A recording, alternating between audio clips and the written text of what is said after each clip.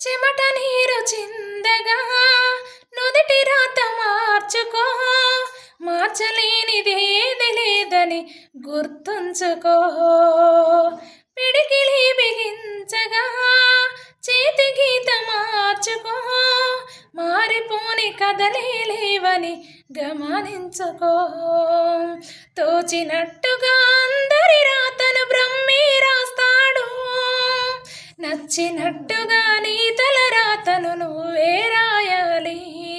నీ ధైర్యాన్ని దర్శించి దైవాలే తలదించగా,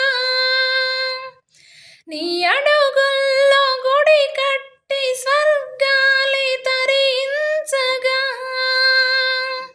నీ సంకల్పానికి ఆ విధి సైతం చేతులెత్తాలి.